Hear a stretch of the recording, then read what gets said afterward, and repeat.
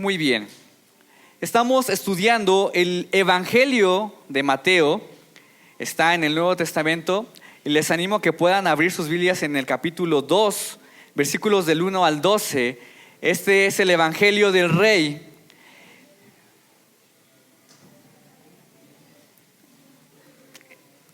Así que leamos juntos la palabra de nuestro Dios. Mateo 2, capítulo 2, versículos del 1 al 12. La palabra de Dios dice de la siguiente manera: después de que Jesús nació en Belén de Judea, en tiempos del rey Herodes, llegaron a Jerusalén unos sabios procedentes del oriente. ¿Dónde está el que ha nacido rey de los judíos?, preguntaron. Vimos levantarse su estrella y hemos venido a adorarlo. Cuando lo oyó el rey Herodes, se turbó y toda Jerusalén con él. Así que convocó de entre el pueblo a todos los jefes de los sacerdotes y maestros de la ley y les preguntó: ¿dónde había de nacer el Cristo?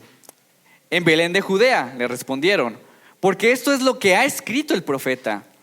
Pero tú, Belén, en la tierra de Judá, de ninguna manera eres la menor entre los principales de Judá, porque de ti saldrá un príncipe que será el pastor de mi pueblo Israel.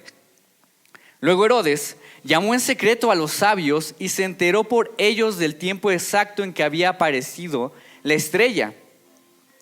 Los envió a Belén y les dijo: vayan e infórmense bien de ese niño, y tan pronto como lo encuentren, avísenme, para que yo también vaya y lo adore. Después de oír al rey, siguieron su camino, y sucedió que la estrella que habían visto levantarse iba delante de ellos hasta que se detuvo sobre el lugar donde estaba el niño. Al ver la estrella, se llenaron de alegría.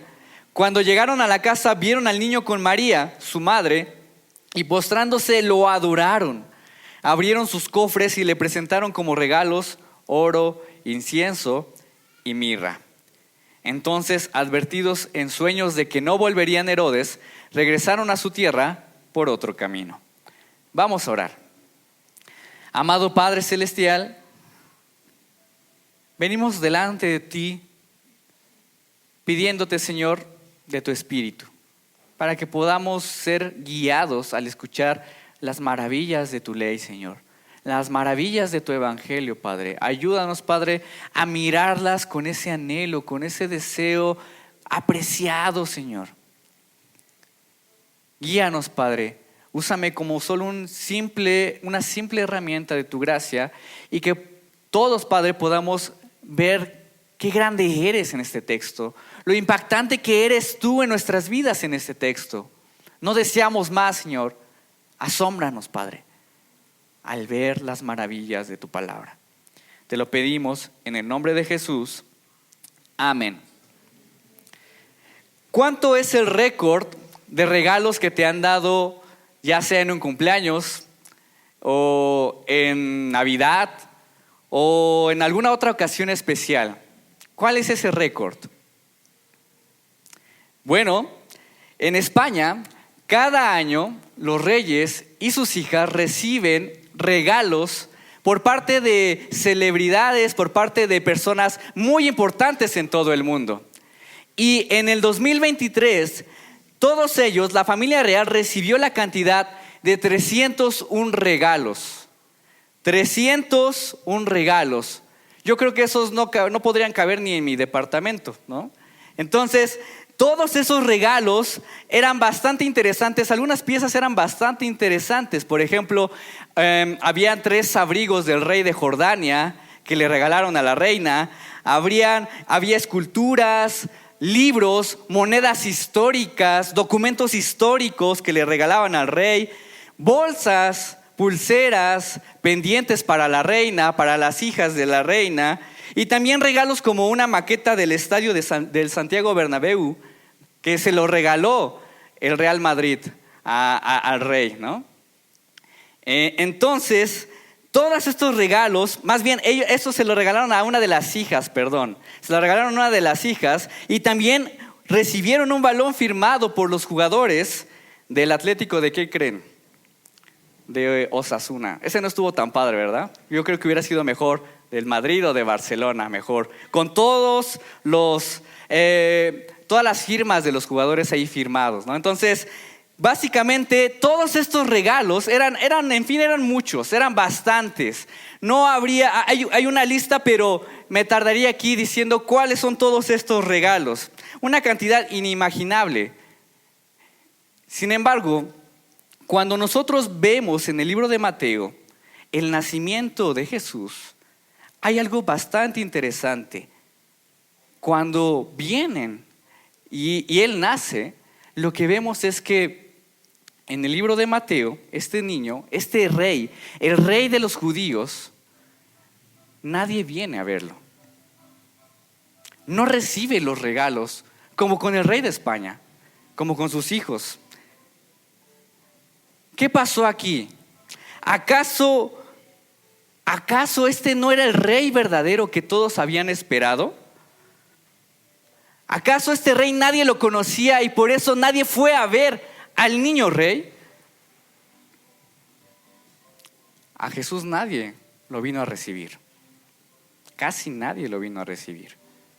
¿Por qué? Nuestra predicación tiene por título La visita al rey. Ahora, hemos hablado de que en el Evangelio de Mateo, este es el Evangelio del Rey, y Mateo quiere retratar a Jesús como el cumplimiento de todas las promesas de este Mesías que viene a salvar al pueblo de Israel.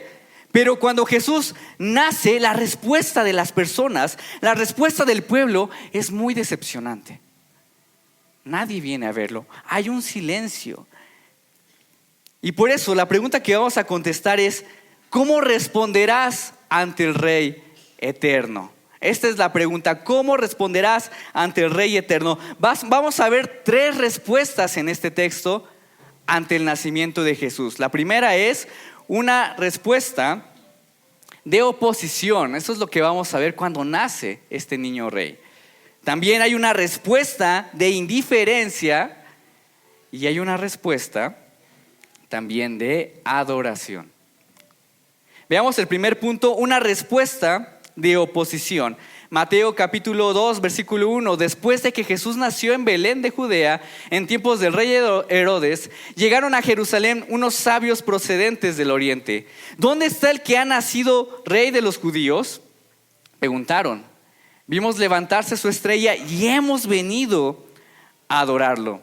Lo primero que vamos a ver aquí es a los que popularmente se les conoce como los Reyes Magos, ¿verdad? Los Reyes Magos.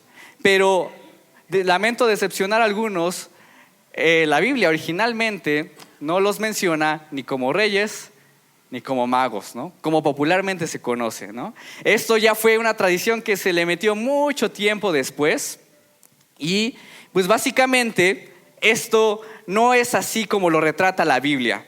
De hecho, más bien, eso sí, la palabra que se usa para estos hombres es la palabra magoi en griego. Magoi. Y estas personas en la antigüedad eran personas que se dedicaban a la ciencia, eran personas de ciencia y se dedicaban a estudiar las estrellas. De hecho, algunos estudiosos dicen que los mejores astrólogos se encontraban en el lejano oriente, en esta antigüedad, ¿sí? Y aunque podríamos preguntarnos más de estas personas, hoy eran 3 estos hombres, venían en camello, en caballo o venían en elefante, ¿sí? Eran morenitos o eran blanquitos. Si nos preguntamos esto, la verdad nos estaríamos alejando del maravilloso mensaje de este texto. No sé si te das cuenta, pero los sabios hacen una pregunta aún mayor. ¿Cuál es esta pregunta? ¿Dónde está el rey de los judíos? ¿Dónde está este rey? Venimos a adorarlo. Ellos nos apuntan a la verdadera razón de su visita. ¿Cuál es? Adorar al niño rey. Pero nadie les puede contestar. Nadie les puede decir dónde está este niño rey. Es más, podremos pensar probablemente ellos estuvieran pensando que cuando llegaran a Jerusalén encontrarían una gran fiesta, un gran ánimo, porque van a ser un rey, van a ser un heredero. Y lo que encuentran es silencio. No hay nadie. Ni siquiera hay alguien que les pueda dar información. No hay nadie que conozca el paradero de este niño rey. Pero hay uno que sí estaba interesado. Hay uno que sí tuvo esta curiosidad. ¿Y quién fue en esta ciudad? El rey Herodes. Mateo 2:3. Cuando lo oyó el rey Herodes, se turbó y toda Jerusalén con él. Llega la noticia de este nacimiento a otro rey, a este rey, el rey Herodes. Para muchos era muy odiado porque este hombre era un servidor de Roma y gobernaba también Jerusalén, pero para otros era muy amado este rey. ¿Por qué? Era conocido como Herodes el Grande, ¿sí? Herodes el Grande. De hecho, era conocido así porque en esa época fue uno de los pocos reyes que pudo mantener la paz en Jerusalén. Sí, a mano dura, pero la mantuvo la paz. E incluso algunos dicen que este rey hasta fundió su vajilla de oro para que pudiera comer toda la ciudad en medio de una crisis que vivió el pueblo. ¿Sí? Entonces, para algunos era muy, muy importante este rey. Pero algo tenía este rey, y es que era muy desconfiado, muy desconfiado. ¿En qué sentido? Por ejemplo, William Barclay, erudito del Nuevo Testamento, menciona lo siguiente: si sospechaba que alguien pudiera ser su rival en el poder, eliminaba a esa persona a toda prisa. Asesinó a su esposa Mariamne y a su madre Alejandra, su hijo mayor Antípater y a otros 2 de sus hijos, Alejandro y Aristóbulo. También fueron asesinados por orden suya. Augusto, el emperador romano, había dicho amargamente que estaba a salvo un cerdo de Herodes que un hijo de Herodes. Este rey estaba tan enfermo de poder, tan enfermo del control, que ante cualquier amenaza de su reino lo que hacía era matar. Impulsivamente actuaba de esta manera. Y también por eso la gente entró en pánico, porque ¿qué va a pasar si este rey se entera de esta gran noticia? Este hombre es capaz de hacer lo peor hacia nosotros para encontrar al usurpador. Y de hecho más adelante ustedes van a ver qué es lo que hizo este rey ante sentirse amenazado de esta manera. ¿Cómo un hombre con este poder puede sentirse tan amenazado por un niño? ¿Te has preguntado eso? ¿Cómo un hombre puede sentirse tan amenazado por el nacimiento de un niño? Bueno, eso pasa hoy en día. Eso sucede actualmente. El mundo entero se opone a Jesús de diferentes maneras. No sé si ustedes conocen una fundación que se llama Puertas Abiertas. La hemos hablado un poco en las reuniones de oración. Es una asociación que se dedica a medir la persecución de los cristianos en el mundo. Y aparte también se dedica a apoyar a algunos cristianos que son perseguidos en el mundo. Y ellos comentan que 1 de cada 8 cristianos son perseguidos. 1 de cada 8 cristianos son perseguidos en el mundo. Y de acuerdo a estas estadísticas, podríamos decir que el cristianismo es la religión más perseguida en el mundo. El cristianismo es la religión más perseguida en el mundo. Eso no lo muestran en las noticias, eso no lo vas a ver en Televisa, eso no lo vas a ver ahí, pero es una realidad. Por alguna extraña razón, las naciones enteras se sienten tan amenazadas por este mensaje, a tal punto de que tú puedes ver testimonios de personas encarceladas por seguir a Jesús, de personas que les han quitado sus bienes, los han secuestrado, los han violado, los han asesinado. ¿Qué hay en este niño que puede generar tal incomodidad y agitar naciones enteras? ¿Qué hay en él? William Barclay menciona lo siguiente: todavía hay personas que destruirían de buena gana a Jesucristo porque ven en él al que interfiere en sus vidas. Quieren hacer lo que les plazca y Cristo no les dejará. Así que querrían matarle. La persona cuyo único deseo es hacer lo que le venga en gana no necesita para nada a Jesús. Para Herodes, el nacimiento de este rey significaba el fin de su propio reino, significaba el fin de su propio gobierno, el fin de mantener el control de su vida y de la de los demás. Y de la misma manera, Jesús, para muchas personas, se opone a sus planes, se opone a sus deseos, se opone a sus deseos egocéntricos y pecaminosos. Por eso está la oposición. No lo quieren. Jesús no lo quieren. Preferirían que o esté muerto o no exista. De hecho, en una prédica, no sé si recuerdan, hablé de un filósofo llamado Thomas Nagel que hablaba de que él tenía mucho miedo de que Dios existiera. Thomas Nagel, el filósofo, y él decía que tenía ese temor emocional, psicológico, y lo comentaba de la siguiente manera: no es solo que yo no crea en Dios y que naturalmente espere estar en lo correcto en cuanto a mi creencia. La verdad es que espero que Dios no exista.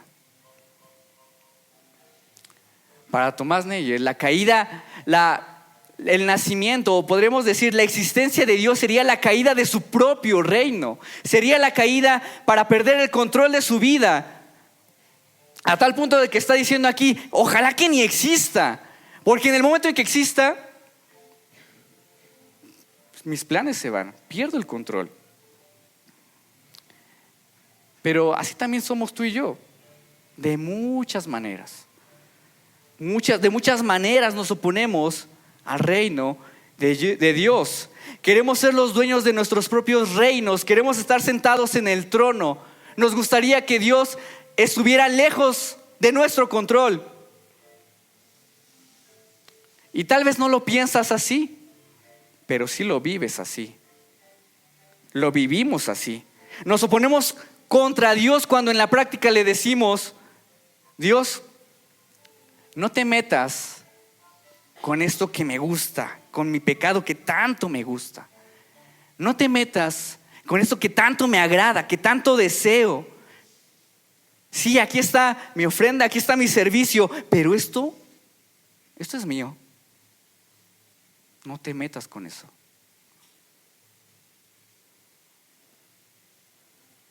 Decimos también: Dios, no te metas con mi trabajo. Estas cosas son negocios, es mi dinero. Para ti todo lo espiritual, pero esto es mío. No te metas con mi ética laboral.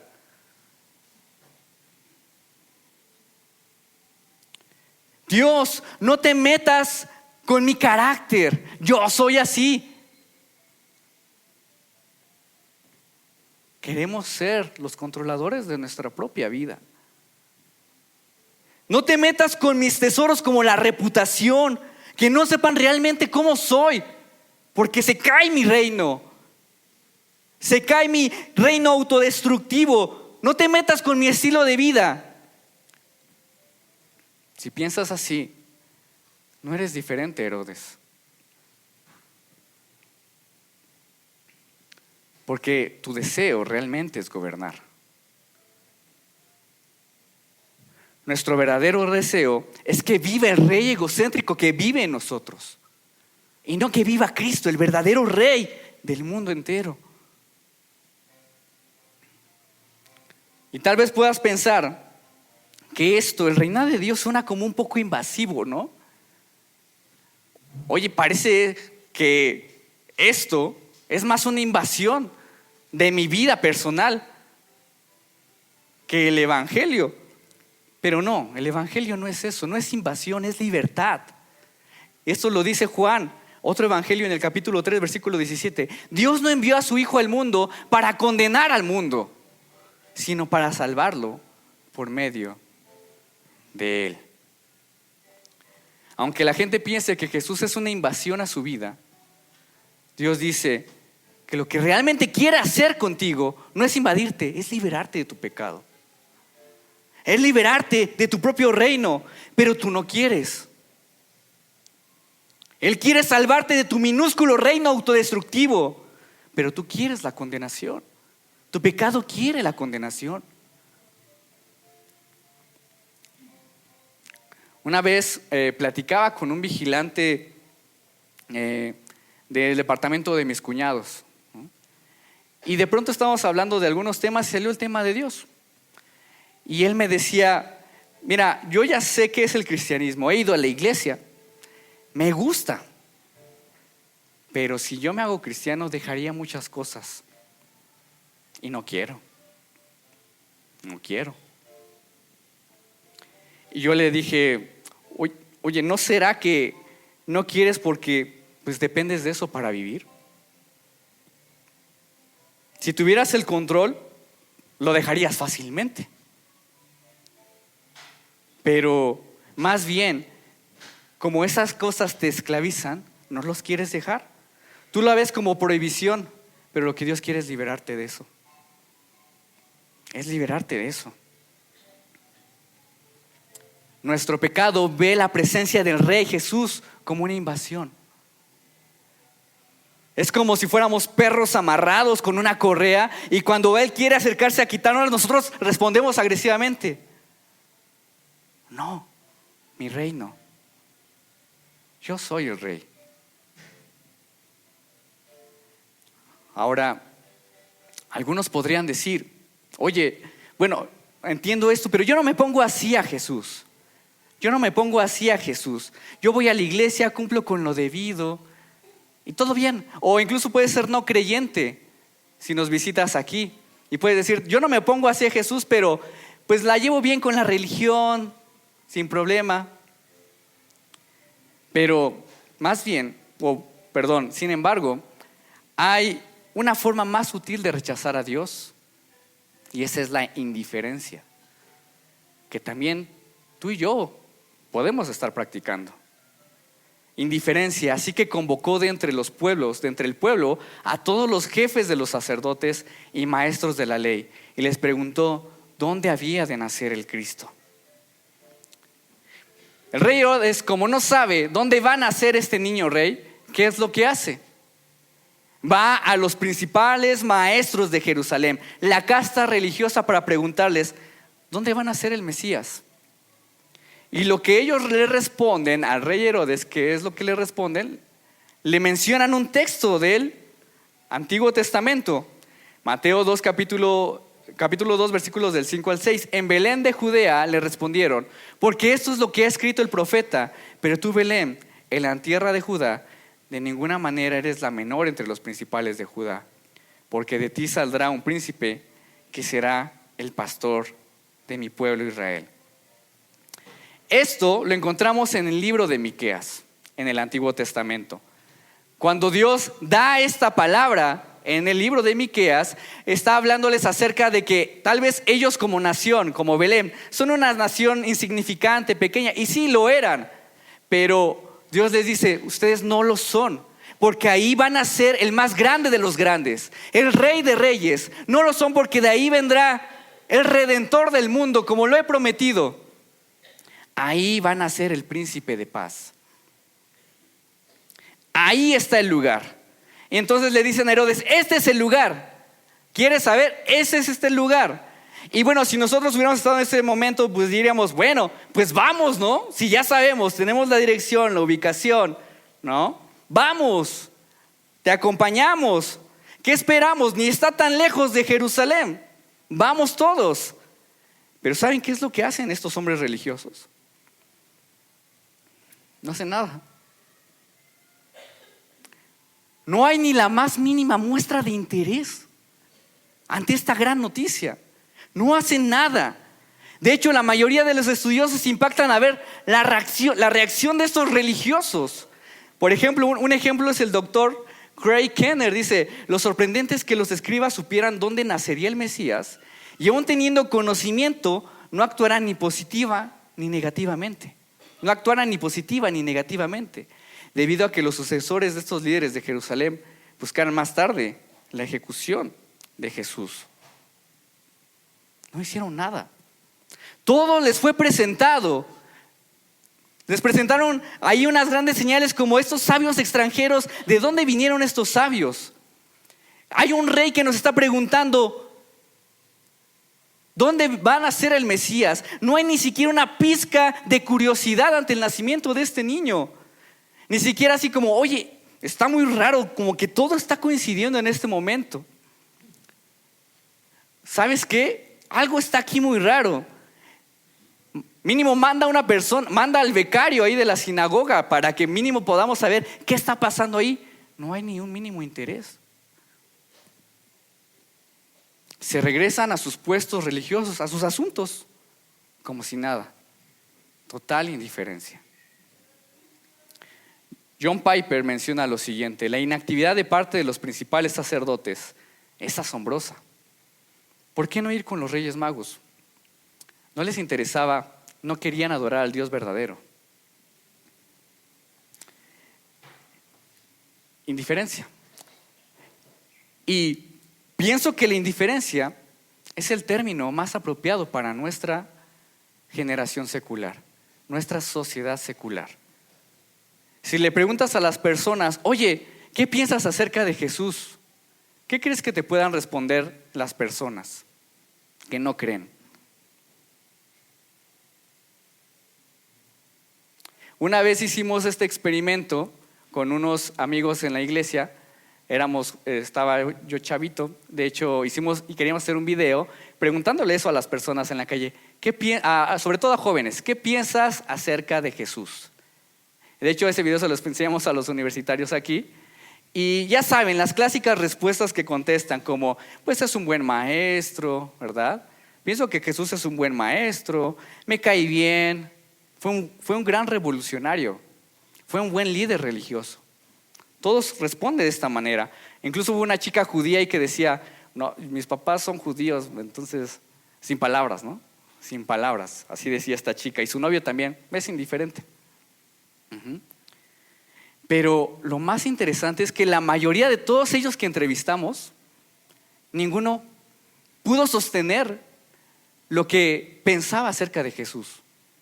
No sabía, tal vez nunca le habían preguntado eso a estos chicos. Y lo más raro todavía fue que aunque no sabían muchas cosas de Jesús, no preguntaron más. No nos preguntaron más. ¿Acaso fue solo un chico que nos preguntó, ¿y ustedes qué piensan? ¿Por qué esa actitud de nuestra sociedad? ¿Por qué esa indiferencia de nuestra sociedad? Porque si el cristianismo es verdad, es el mensaje más importante de todos los tiempos, y que ni siquiera hay una pizca de curiosidad.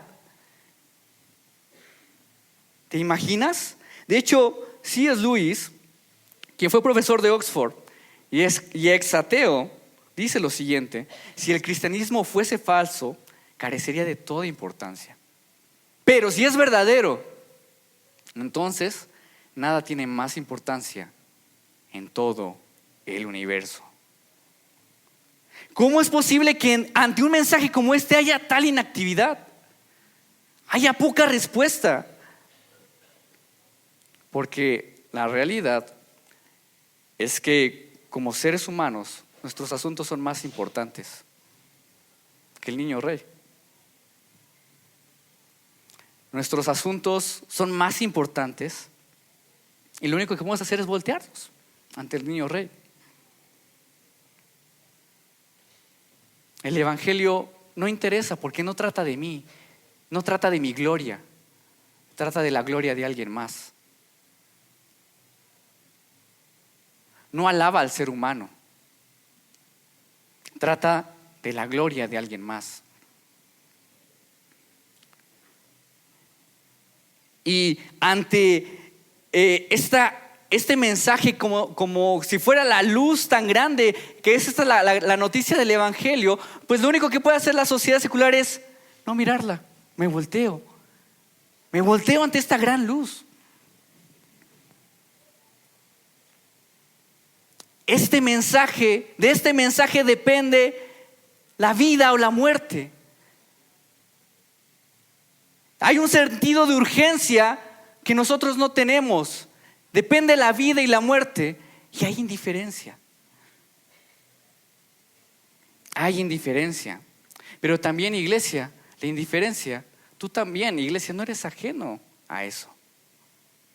¿De qué manera podemos nosotros ser indiferentes ante el Rey eterno? William Barclay menciona lo siguiente: estaban tan inmersos en el ritual de su templo al hablar de los religiosos y en sus discusiones legales que pasaban completamente de Jesús. No les decía nada. Todavía hay personas que están tan interesadas en sus propios asuntos que Jesucristo no les dice nada. Para estos hombres religiosos eran más grandes sus asuntos que adorar al Rey.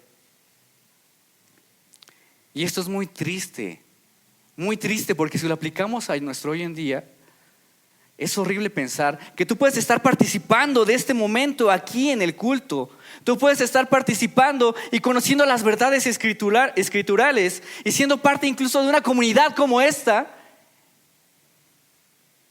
y no adorar a Dios. No adorar a Dios. Puedes estar en una comunidad como esta y tal vez Jesús no te está hablando. No está hablando a tu vida. Pregúntate, iglesia, ¿qué es lo que te trae aquí? ¿Por qué vienes aquí? ¿Son simplemente tus propios asuntos? ¿Simplemente es una rutina para mantener un requisito espiritual, para mantener un estatus espiritual? ¿Qué asuntos te traen aquí?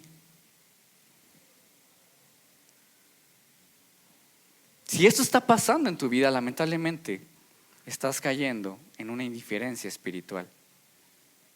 Indiferencia espiritual. Y no somos tan diferentes a los no creyentes que no quieren saber nada de Dios. A esos creyentes que se voltean a la gloriosa luz del Evangelio, no somos tan diferentes porque venimos aquí pero no adoramos. Nos adoramos a nosotros, nos adoramos nuestros propios asuntos más que venir a adorar al niño Rey, a Jesús, el verdadero Rey de nuestra vida. Por ejemplo, Charles Spurgeon dice lo siguiente: es una cosa triste que después de todo el amor de Cristo por nosotros, debamos pagarlo con un amor tibio hacia Él. El mismo Dios Todopoderoso se ha acercado tiernamente en un niño a nosotros y este mundo se opone simplemente ignorándolo, rechazándolo, volteándose para poder seguir en su propia gloria, buscando su propia gloria, buscando su propia alabanza. ¿Qué nos está pasando? Sin embargo, iglesia, amigos, no todos responden así en esta historia.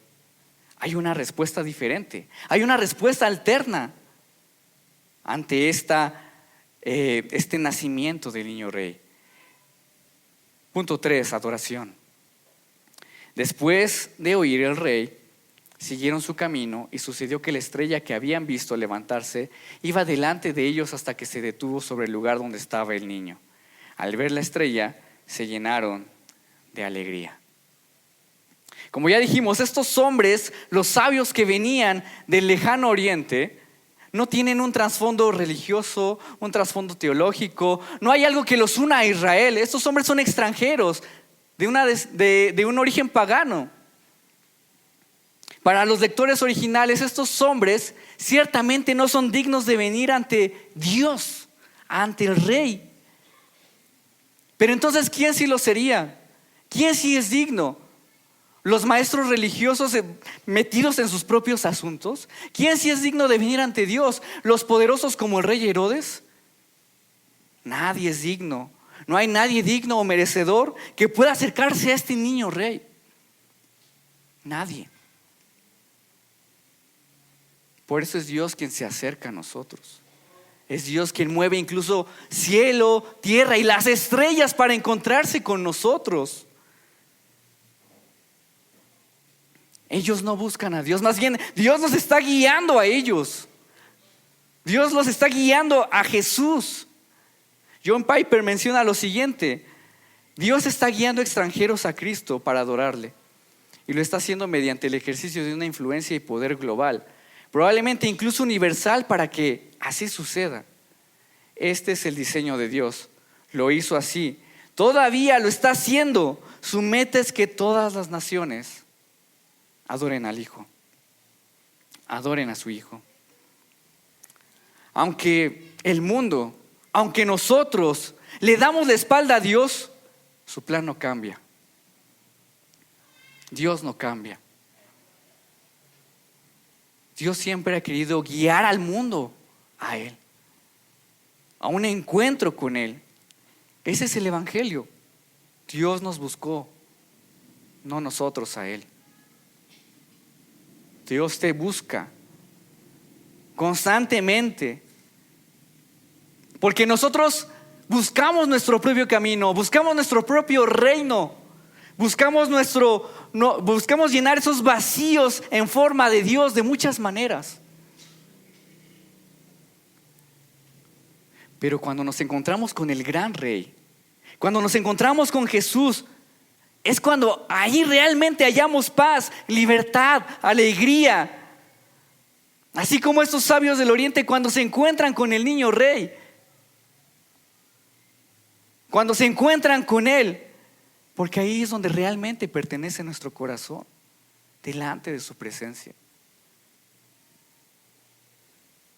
Dios sabe que ahí es donde realmente pertenecemos, ahí a su lado. Y es por eso que los reyes, más bien, los sabios, se alegran al ver a Jesús. ¿Y cuál es su respuesta ante el ver a Jesús? Al Dios vivo, adoran y dan regalos. Uno podría pensar, es que tal vez están buscando algo también de Jesús, ¿no? Están dando unos regalos, bonitos regalos, como los reyes de España. Quieren quedar bien con la realeza. Pero esto no es así. En primer lugar, porque vemos ahorita y vamos a ver en el texto cómo todas las acciones que hacen estos sabios son actos de adoración verdadera. Mateo 2:11, cuando llegaron a la casa, vieron al niño con María su madre y postrándose lo adoraron. Abrieron sus cofres y le presentaron como regalos oro, incienso y mirra. Los sabios no solo están rindiendo reverencia como si se tratara de un gobernador humano, como si se tratara de simple decoro, ¿no? Las palabras que usa aquí Mateo es una palabra muy interesante que es proskuneo. Es una palabra bastante interesante que se expresa el reconocimiento de la divinidad. Expresan ese reconocimiento. Y lo que están ellos realmente diciendo es: yo ya no pienso en mí. Ya no pensamos en nosotros. Ya no pienso en lo que yo quiero. Ya no pienso en eso. Ya no pienso en mi pequeño reino autodestructivo. Ya no pienso en eso. Ya no pienso en lo que mi corazón egoísta anhela. Ahora tú eres mi rey. Tú eres mi gobernador.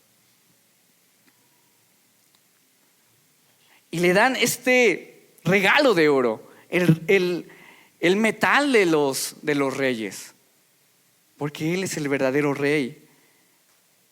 Lo reconocen, lo reconocemos, te reconocemos como nuestro verdadero rey, el rey de los hombres. Nos sometemos a ti. El autor que hace un momento les puse, William Barclay, pone este ejemplo de someternos a la voluntad de Dios, retomando una historia del almirante inglés llamado Horatio Nelson. No sé si lo conozcan. Este hombre era considerado como el mayor referente de la marina y de la guerra inglesa. De todos los tiempos es conocido. Y él dice que siempre trataba a sus enemigos.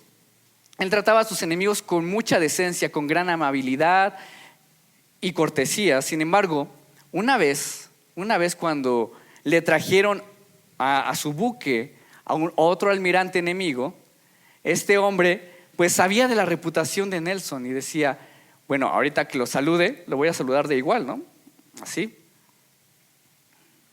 de igual. No va a decir nada. Pero Nelson, como sabía la intención de este hombre, lo que hizo no fue darle la mano, se la mantuvo en su costado. Y lo primero que le dijo fue: primero, dame tu espada, y luego tu mano. Barclay explica así de esta manera: no podemos nunca encontrarnos con Él en igualdad de términos. Siempre debemos acercarnos a Él con una sumisión total. Antes de tratar a Cristo como amigos, debemos someternos a Él. La adoración es más allá que un simple servicio o cumplimiento. No es solo eso, es reconocer alegremente que Él está en control de tu vida, que de Él pertenece tu vida. Pero también los hombres traen incienso. ¿Por qué traen incienso? ¿Sí? ¿Qué significa esto? Bueno, si ustedes recuerdan, en el Antiguo Testamento el incienso era esta especie que usaban los sacerdotes para poder venir delante del Dios en el tabernáculo y mostrarle esa ofrenda a Dios. Y así llegaba a Dios mismo. Y con esto están diciendo: tú eres nuestro sacerdote. Con esto Mateo nos está mostrando que que Jesús es nuestro sacerdote. Él viene para ser ese mediador entre Dios y los hombres. Es el sacerdote que intercede por nosotros. Hebreos lo explica de esta manera: nos convenía tener un sumo sacerdote así, santo, irreprochable, puro, apartado de los pecadores y exaltado sobre los cielos. Qué bueno que Jesús es santo. Qué bueno que su estándar es de perfección. Su estándar es de perfección y gloria y pureza, porque nosotros estamos por los suelos, nosotros divagamos por los suelos, no podemos alcanzarlo. Para nosotros es imposible encontrarnos a Él. Por eso Él nos encontró a nosotros. Por eso Él es el puente que tú y yo no pudimos construir. Nuestras obras son pudrición, nuestra propia vida da pena, no es agradable delante de Dios. Es por eso que Él es nuestro mediador. Y cuando reconocemos a Jesucristo como nuestro sumo sacerdote, renunciamos a nuestro orgullo, renuncias a tu orgullo, renuncias a tu reino. Solo nos queda la preciosa vida del Hijo. Solo nos queda al niño rey. Y por último, la sustancia que vemos aquí es la mirra. ¿Qué es esta cosa? La mirra. En la antigüedad la mirra se usaba para embalsamar a los cuerpos.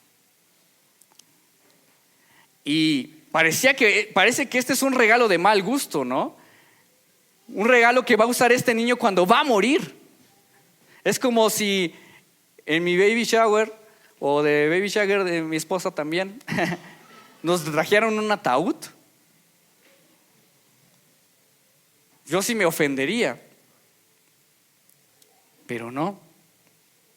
Más bien, no lo es, porque esa es la misión del gran rey. Esa es la misión del gran rey que vino para morir por los suyos. Vino a nacer por los suyos, vino a morir por ellos. Y es por eso que tú y yo podemos adorar con gran gozo al Rey, así como tú y yo podemos entrar a la presencia de Dios por ese sacrificio perfecto. Jesús lo consiguió. Jesús se sacrificó. Solo a través de un sacrificio puro y sin mancha tú puedes acercarte a Él los 365 días del año. Él vino a morir. La mirra no solo expresa un regalo anticipado de lo que va a pasar, sino es para reconocer que Él es el Salvador de los hombres. Tú no puedes salvarte. Tú no puedes hacer nada para tu redención. Tú no puedes hacer nada para quitar ese reino autodestructivo de ti. Solo Dios lo puede hacer a través del Hijo. ¿Lo crees? Hay una historia de un niño llamado Luis que vivía con su familia en Suiza. Y Luis iba con su hermanito pequeño para poder cruzar el lago y encontrarse con su papá. Y como estaba congelado, pues podías pasar por el lago, ¿no? Pero su mamá, mientras los veía, notó que Luis y su hermanito estaba quebrantándose el hielo y se iban a caer. Luis pudo saltar, ¿no? Porque pues estaba más grande, pero el niño, su hermanito, quedó ahí solito, ya no pudo saltar. Y entonces su mamá gritaba, no sé si tú como mamá vieras eso, ¿qué hubieras dicho? Ella gritaba, el niño, ayúdalo, el niño. Y Luis lo que hizo, solamente lo que pudo hacer es ponerse como un puente entre el hielo y su hermanito. Y así pudo pasar su hermanito por encima de él. Y así pudo él ser salvado. Eso es básicamente lo que hace Jesús por nosotros. Él es el puente. En su humanidad, tú y yo, en nuestra humanidad, tú y yo estamos bien separados de Dios. Nada podríamos hacer. No podemos interceder entre nosotros y Dios. Por eso Jesús es como ese hermano que se pone en medio y podemos pasar por la vida de Él. Pasamos por su cuerpo, pasamos por su vida. Y así tú puedes venir delante de la presencia, a adorar al gran Rey. Él se encarna para relacionarse con nosotros. Él se encarna para que la humanidad sea reconciliada. Él se sacrifica por nosotros. Y Él está dispuesto a hacer más que solo mover las estrellas, más que solo mover el mundo. Está dispuesto a poner su vida para que pases por encima de Él, por amor. Iglesia, ¿cuál será tu respuesta ante esta visita del Rey? Amigos, ¿cuál será tu respuesta ante la visita del gran Rey a tu vida? Ante esto que estás escuchando. ¿Seguirás como si nada, volteándote en tus asuntos espirituales, en tus asuntos materiales? Como si nunca hubieras escuchado esta prédica. ¿Seguirás así? ¿Cuál será tu reacción? ¿Seguirás oponiéndote al Dios, pensando que te está invadiendo? ¿Qué asuntos no te dejan ver la majestad del gran Rey?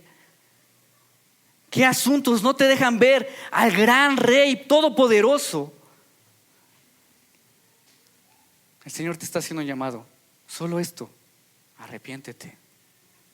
Deja de vivir para ti. Deja de esconderte. Deja de aparentar. Confiesa a Dios. Ven con tu iglesia, confiesa. Él ya se sacrificó por ti. Entrega ese reino autodestructivo que te está matando día a día. Ven al Rey con total libertad. Pasa por el Hijo. Pasa por el Todopoderoso con libertad y paz. Ven con gozo a adorar al Dios. Arrepiéntete. Libérate. Descansa en Él. Descansemos en el gran Rey y adoremos con alegría a aquel que nos salvó. Vamos a orar. Amado Padre, Rey Todopoderoso, tu llamado es claro, Padre. Nuestro reino nos está destruyendo. Nuestra apariencia nos está matando. Nuestro pecado nos está aplastando, Señor. Nuestra indiferencia no nos está llevando a ningún lado. Y aún así tú te acercas a nosotros. Gracias, Padre. Gracias porque ante este texto que nos muestra los regalos que recibiste, podemos ver un regalo mayor, que es tu vida. Es tu vida misma, tu cuerpo mismo. Gracias, Señor. No lo merecemos. No merecemos tal acercamiento a ti. Gracias, Padre. Ayúdanos a morir cada día a nuestro pecado y a vivir más en la libertad al adorarte con gozo. Te necesitamos. Necesitamos depender de ti. Te necesitamos, Señor. Guíanos. Te pongo esto en tus manos, Padre, y ayúdanos, Señor, a que como iglesia, que el mundo entero pueda ser avivado por tu Espíritu, pueda ver con claridad al gran Rey, al niño Rey, y responder no con indiferencia, no con ingratitud, sino con asombro. Ayúdanos, Padre. Te lo pido esto en el nombre de Jesús. Amén.